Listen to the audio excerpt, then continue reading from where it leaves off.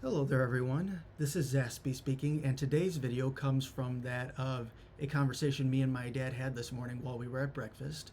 Specifically, it was about some of the traumas of my past, my dad's attempts to alleviate some of my stress and make the school system work better for me, specifically in first and second grade, and one of the instances of my experiences with the teachers.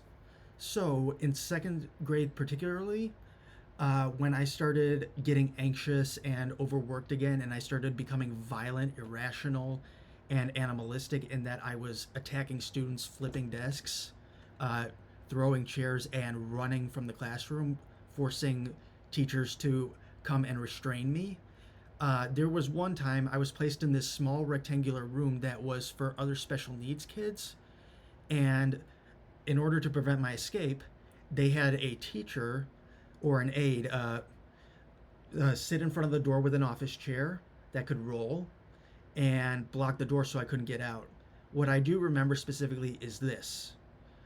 I There was a trampoline in the corner, a small trampoline that I would jump on, and I would make it appear as if I had calmed down so that they would roll the chair away from the door, and then I would proceed to bolt at the door to get out. See, one of the things that my dad introduced me to was that of a saying that is used very often in the autistic community, and I wasn't aware of this. It is called assume competency.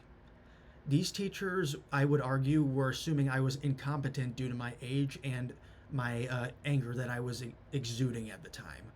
So, what I did was I read the room, I read my particular courses of action, and I chose the best one for escape, and that was to play calm and make them think that I'd calmed down, and then I would immediately run for the door. And there was one time, at least one time, where they stopped me, but the next time I got out. And it was one of those see you later, mother effers kind of thing.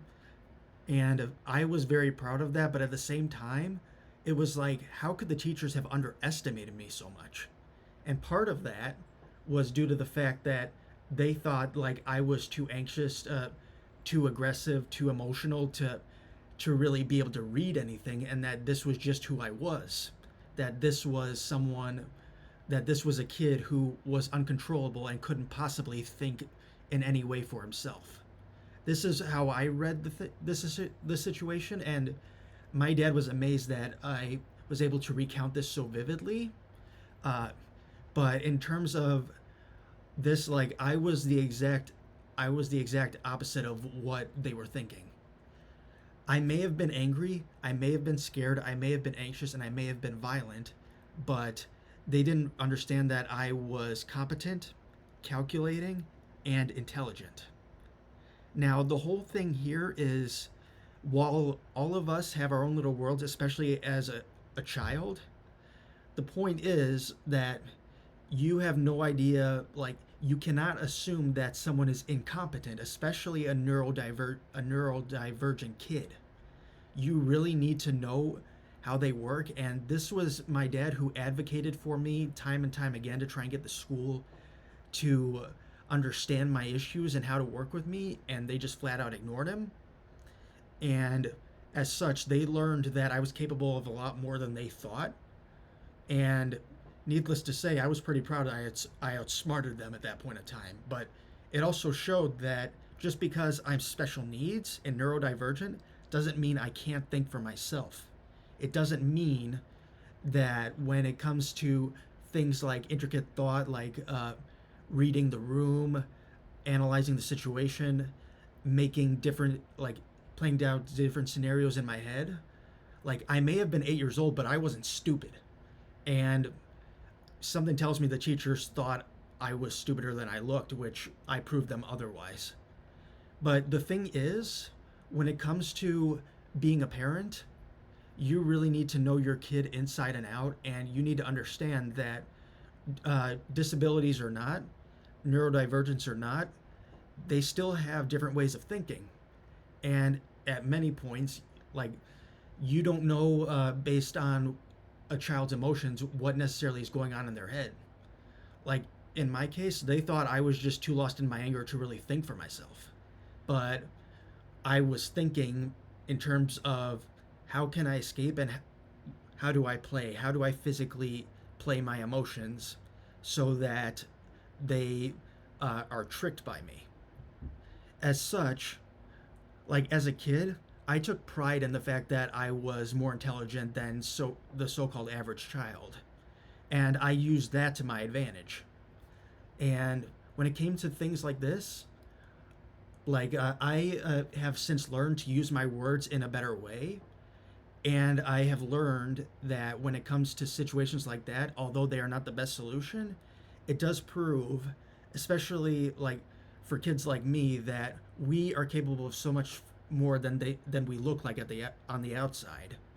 What you need to know is that when it comes to like neurodivergence, uh, you cannot assume that just because we're neurodivergent that we're incompetent.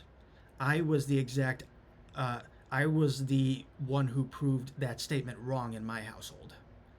Like, from my acting out to my escaping the classroom several times over, I proved that uh, this saying in the autistic community of assume competency was true because you don't know how things what goes on in their head, and you really need to take the time to understand your kid.